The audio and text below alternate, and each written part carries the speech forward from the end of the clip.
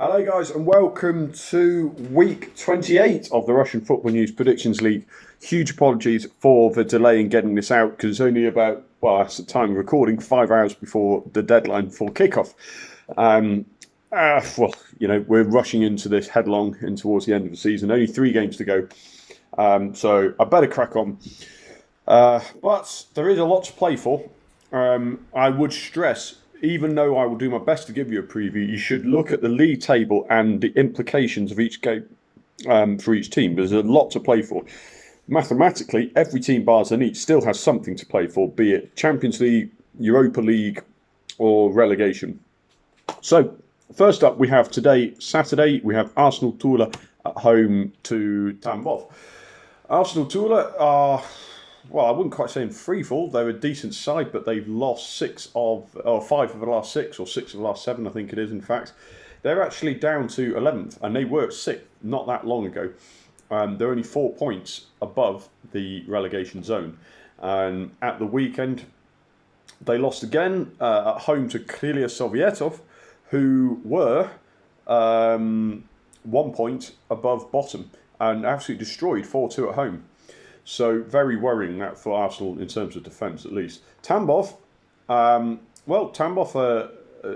they're just about keeping their heads above water, but they've only won once. They've lost 4 of the last 5 as well. So 2 teams in very poor form. Tambov are only 1 point above relegation. They seem to perform reasonably well for large periods of games, but not quite get the results they need. Last weekend, Tambov lost at home to Akhmat Grozny. Akhmat were the better side in that. We'll come on to them later. So what do we see in this? I certainly don't see Arsenal Tula winning. I think they're struggling after they got rid of Igor Cherevchenko, and they brought in 2 coaches internally from the farm team and the youth team respectively to look after first team matters. Kirill Kambarov, Goran Chausic and Daniel Lesevoy are all suspended for Arsenal Tula as well. So that's a pretty big blow for them.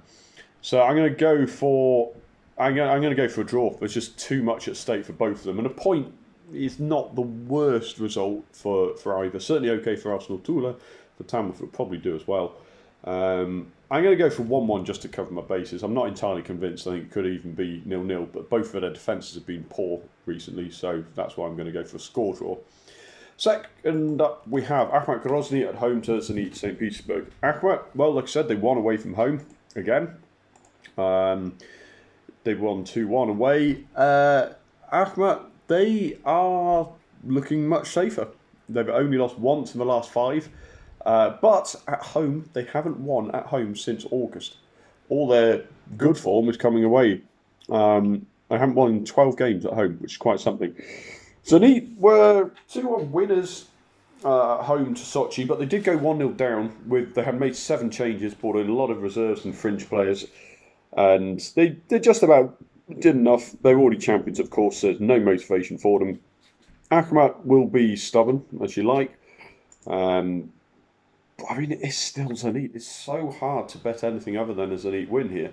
Akhmat, for the record, are on 30 points. They're 3 points clear of relegation, so they're going to make it tough. And I've really, I don't know. I could see this being a similar game to Sochi game. I think Akhmat are going to score, but I think Zenit in the end will have enough.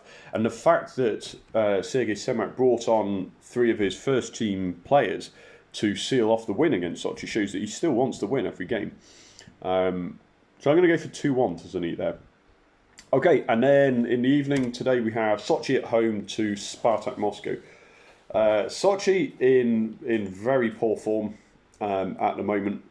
They haven't won in the last 4 games, and they are now also only 3 points above relegation. Spartak are almost in worse form. They've drawn 2 of the last 4 games to basically lose the impetus. They were looking, I thought, pretty much on course for 6th place, which could easily have been could still be a Europa League spot. Even a top 5 push wasn't beyond them at one point. Dominika Tedesco is suspended from the sidelines. He got sent off, red card, for remonstrating at the weekend. The 2 results then, Sochi, like I say, they lost 2-1, having taken the lead away to Zenit St. Petersburg.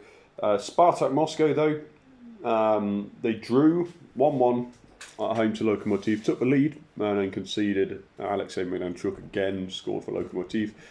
I think, to be honest with you, Spartak look not a little bit, they look completely in disarray. They do have a new sporting director. Shamil Gazizov has come in for Thomas Zorn. Gazizov has done an amazing job at Ufa in Russian football, so it's not as catastrophic a change as you might imagine, but Thomas Zorn's reputation was pretty good, and I actually think some of the signings they've made were okay. Anyhow, they do have Samuel Zhigo and Roman Zobnin back from suspension, so that slightly strengthens them. But I actually see this as being a low-scoring draw. I can see it being scrappy and little quality, really, to be honest. I think Spartak needs to settle down. I'm not sure what they can get out of the season at this stage, other than the Russian Cup. And perhaps that's what's going to happen. Perhaps they'll write off the league, focus on the Russian Cup. They're in the semi-final next weekend against Zenit St. Petersburg. So I'm going for a 1-1 draw in that one. Okay, moving on. We have Lokomotiv Moscow at home to Ufa. Lokomotiv still have quite a few players out though. Guilherme, Dmitry Baranov, Jefferson Farfan, Luka Djordjevic, Boris Rosenberg, all out injured. Suspended, Maciej Rybus. They do have Gregor Kchowiak back from suspension. But then again, Ufa have Jimmy Tabidze suspended, and he's a fairly key part of their defence. And Ufa, don't forget, have one of the best defences in the league. Lokomotiv are unbeaten in 8 league games.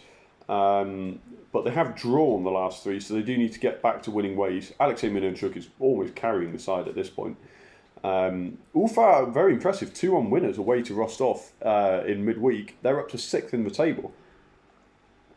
Now they have a serious prospect of qualifying for the Europa League. But I don't know, Lokomotiv have really not been convincing, but I just get a sneaking feeling they're going to edge this one 1-0. They have the quality even with those injured players. Their attacking line of Anton and Alexei Milanchuk back to full fitness. So I'm going to go for a 1-0 win to Lokomotiv there. Next up, CSKA Moscow at home to Rubin Kazan. Well, out of nowhere, CSKA Moscow are suddenly the form team, I would argue. They've not conceded a goal in the last 4 games. They've won the last 3. The last 2 they've won 4-0, both of them. Fyodor Chalov is back in the goals. He scored 2 in the last 2. Nikola Vlasic is on fire. I think he's on 11 goals for the season. He assisted Fyodor Chalov and scored against Orenburg. 4-0 win away from home. So that's about as comprehensive as it comes. Rubin Kazan actually were very impressive at home. They won 1-0 for the second game in a row. Second game in a row as well for Denis Makarov scoring the winner. And they haven't won 3 in a row for 5 years, and they're on the verge of a very impressive run, but I just can't see it happening. CSKA Moscow just absolutely flying at the moment, on fire. So I am going to go for a home win. Rubin, like I say, they've kept 2 clean sheets the last 2 games. So I'm going to go for the win. I'm going to go for 2-0 to CSK. I think they're looking pretty solid. Rubin still don't threaten throughout the game attacking wise. They look good at the weekend, but I don't quite see them getting this one. Dynamo Moscow at home to Krylia Sovietov up next. Well, Krylia had that really impressive 4-2 win in midweek. Dynamo Moscow, well, they were, pardon me, they were uninspiring away to Ural Yekaterinburg. They lost 2-1. Virtually the last kick of the game. Pavel Pogrebnyak in added time got the winner for Ural. Dynamo didn't really threaten consistently enough, to be quite honest with you. And they are on the 2nd longest winless run in the league. They haven't won in 4 games. They've lost the last 2. They're on 32 points. So if they have a game in hand against Krasnodar, though. Krasnodar are looking pretty strong. I know their form is not great. We'll come on to that in a moment. But they're still the better side. So Dynamo Moscow, in theory, could win the game in hand and be 1 point behind Ufa in 6th. But their form is not great. So I think Krylia are going to cause them a lot of problems. But I'm going to give Dynamo credit. I'm going to say it's going to be a draw, and I'm going to go for 1-1. Again, I can't quite see it being goalless. Krylia is scoring a lot. Dynamo are still a talented side. Maximilian Philipp has, for me, been very disappointing, but he is back to full fitness and he is playing regularly.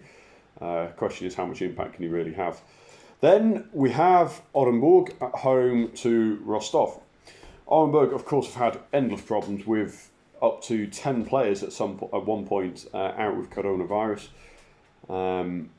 They are pretty much in freefall. They've lost the last 5 games in a row. They're bottom of the table, 4 points behind second bottom, 5 points from safety. If they could be officially relegated this weekend, if Tambov get a result, get a draw even, would be enough. I believe. I'll just check. In fact, I'll come back to this in a moment. I just want to check. The head-to-head record is the deciding factor.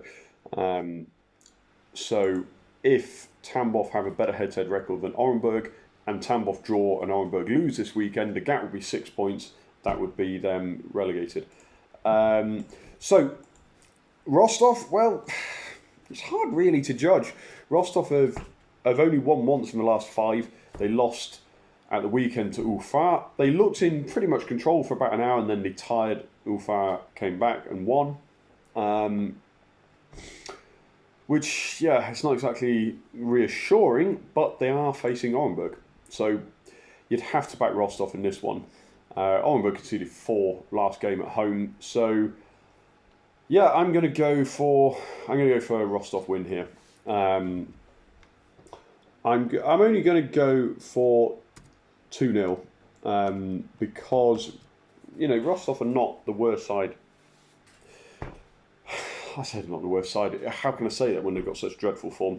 They do still have some potential. It depends who comes back from availability from coronavirus. That will define exactly what the score will be in my books. But I think Rostov are going to win this one. So, like I say, with Orenburg and Tambov, head-to-head records are pretty important. Tambov. Orenburg drew 2-2 at home against Tambov, which favours, of course, Tambov there. 2 away goals. And they lost to Tambov 3-0 away, so their head-to-head record is inferior. So a loss really could be relegation for Orenburg, and I see that happening. Finally, we have Krasnodar at home to Ural Yekaterinburg. Krasnodar, well, they lost to Rubin Kazan away from home. They dominated a large part of the game, although Rubin were very impressive too. So those are the games that Krasnodar have to be winning. There's no shame in losing to a performance like Rubin's, but aside, like Rubin's, you look at the resources both teams have. Krasnodar getting a lot of players back to fitness. It's not great for them. Now, Krasnodar have a game in hand against Dynamo Moscow, which I think they should really be winning. And now, if they win that, they go up to 48 points, which would put them, if they match results this weekend, 2 points behind Lokomotiv in second. Second is guaranteed group stage football for Champions League. They win the game in hand, they go third place, which is the qualifiers. So there's a huge amount at stake here. Now, Ural, they have won 3 of the last 4. This is the best run of form. They're unbeaten in the last 4 games. This is the best run of form Ural have had for quite some time. And that has, well, they're on 35 points. Relegation is 8 points back, so they are almost mathematically secure from relegation. It's mad to talk about 7th place and the relegation battle. That's how close it still is. Ural, next weekend, have a Russian Cup semi-final against Khimki. Now, this is where it starts to, priorities start to come into play.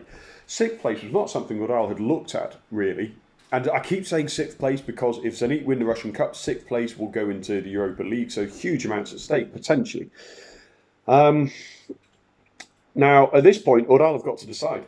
What is their route to Europe going to be? Is it going to be League or is it going to be Russian Cup? Now, Russian Cup final will be in 2 weeks' time in Yekaterinburg.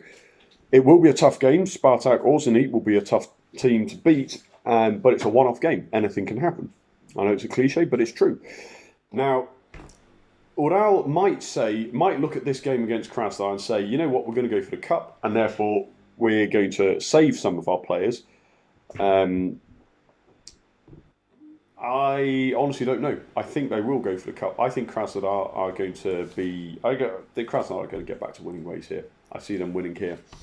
Ural's defence is highly unreliable, so I'm going to go for a 3-1 win to Krasnodar. All right, boys.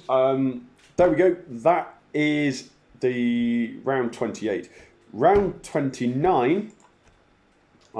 Just let me get the exact dates up so I can be a bit more accurate for you. We have a midweek round on Wednesday and Thursday. That's round 29. Then next weekend, we have the Russian Cup semi-finals, but we also have that replayed game, Krasnodar against Dynamo Moscow. So for round 29, I'm going to ask you for... And that will be, I'll put it up on hopefully Monday, if I can get it done in time. Should be able to do that actually for Monday, if not Tuesday. But for that, we'll have the 8 games, which will be on Wednesday and Thursday. And for Sunday's Krasnodar Dynamo Moscow delayed game, I think I will just do that separately as an individual game. So look forward on Monday or Tuesday to the next round of games, okay? And after that, we've got a week until the final round of league games, which will be a week on Wednesday and Thursday. Get them in, you know what to do. Comment below this post on the Facebook page, and apologies about the leaderboard will be updated over the weekend, probably tomorrow morning, to include midweek round 27 and the latest games today. Thanks so much, guys, and I'll see you next time.